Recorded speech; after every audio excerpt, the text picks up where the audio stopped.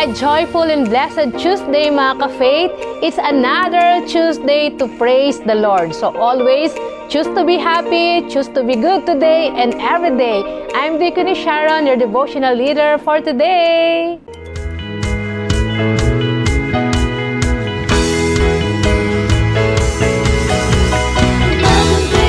Jesus ang kasama, umagang kay ganda si Jesus ang kasama, umagang kay ganda si Jesus ang kasama, kasama na, si Jesus ang kasama na.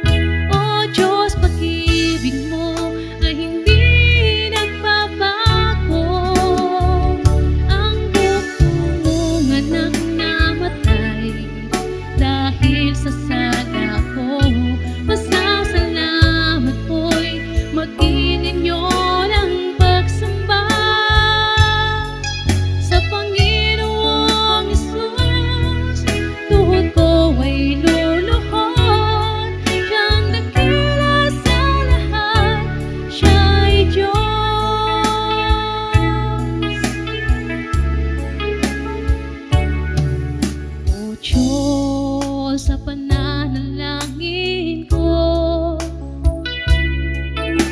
turuan mo akong manalig sa iyo.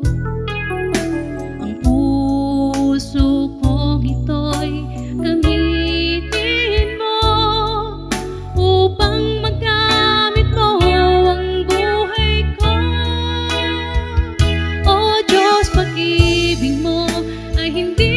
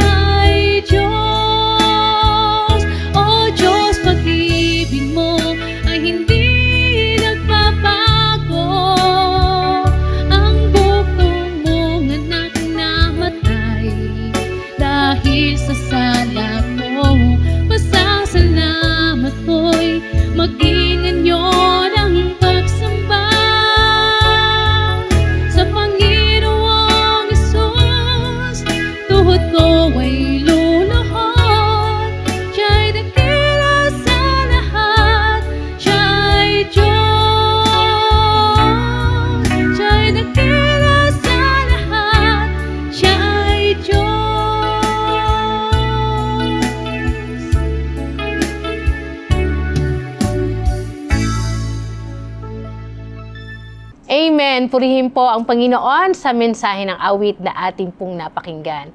Ang ating pong devotion topic sa araw na ito ay God's promise of spiritual renewal to the new generation.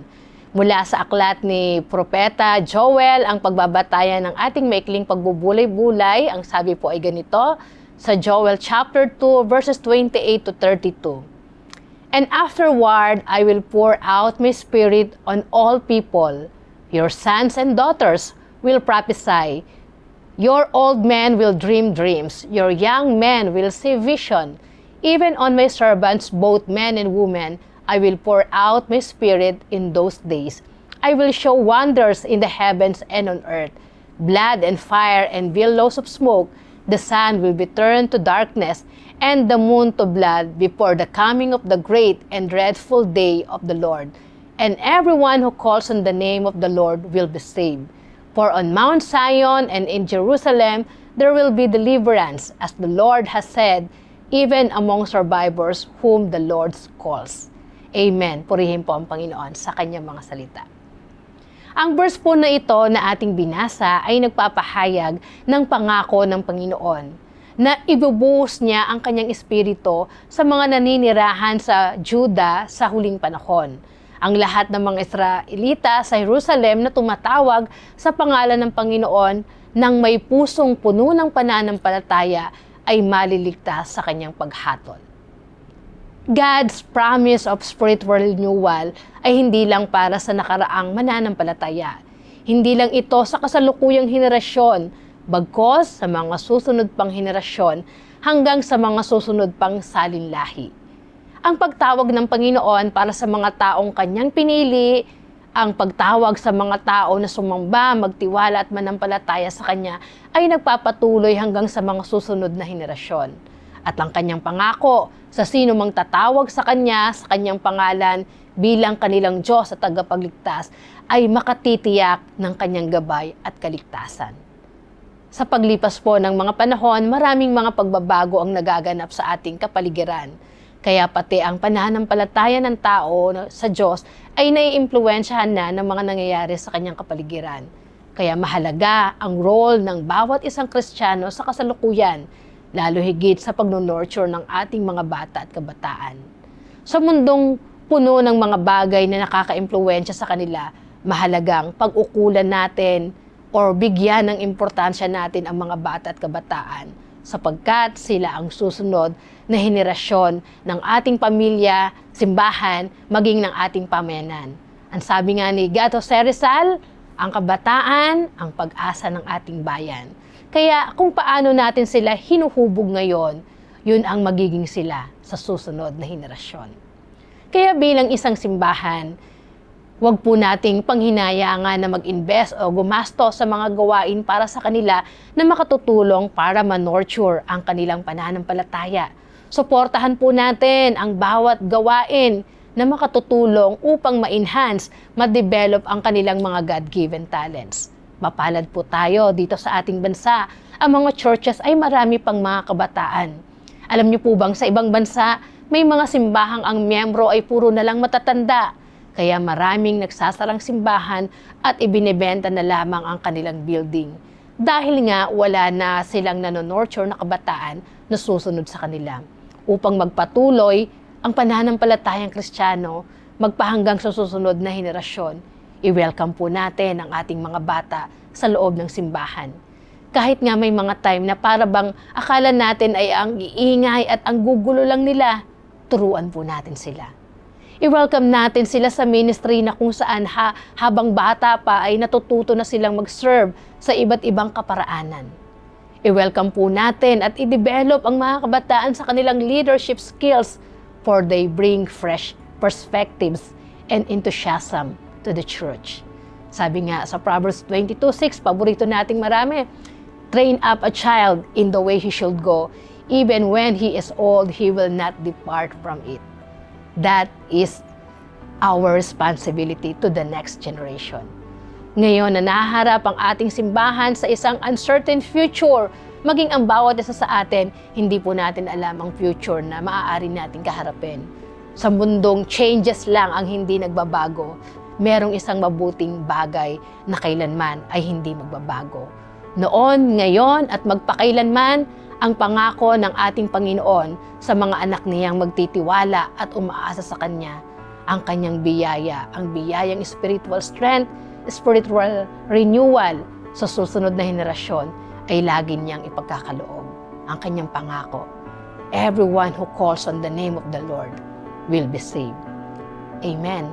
Kaya mga kapatid, ano man ang gagawin natin ngayon, maging challenge nawa sa atin na tayo ay mag-live ng legacy of faith para sa mga susunod na henerasyon.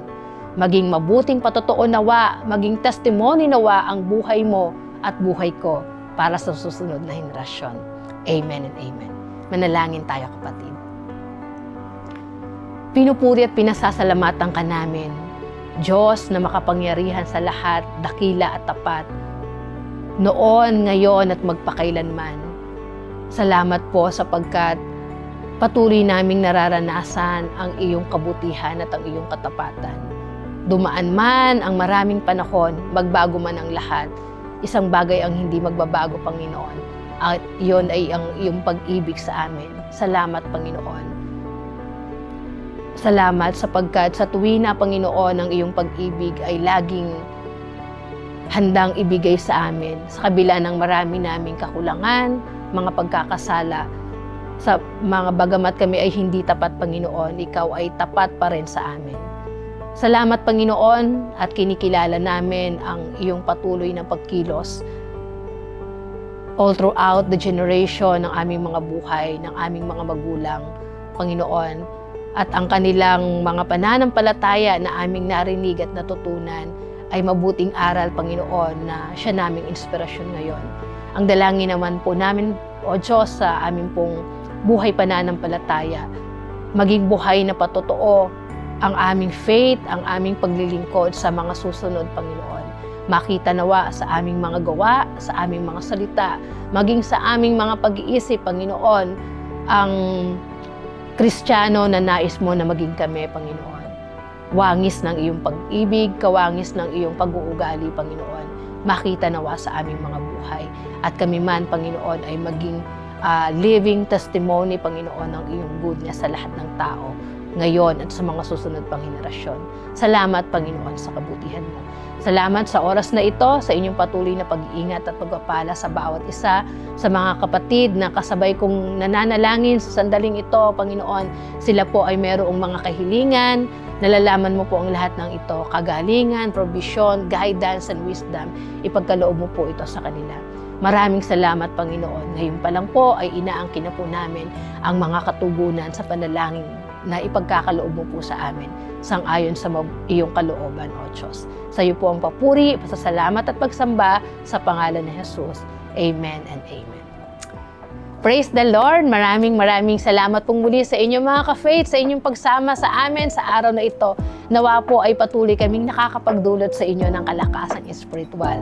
Kaya kung kayo po ay na-bless, maaari niyo pong i-share ang video na ito upang marami pang mga kapatid at makapakinig ng salita ng Diyos.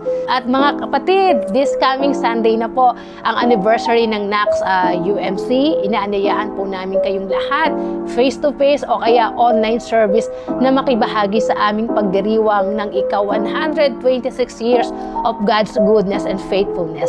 And this coming Thursday naman po ay ang revival night during the midweek service at 6 p.m. See you all po. Thank you so much again. See you next Tuesday and every day. God bless!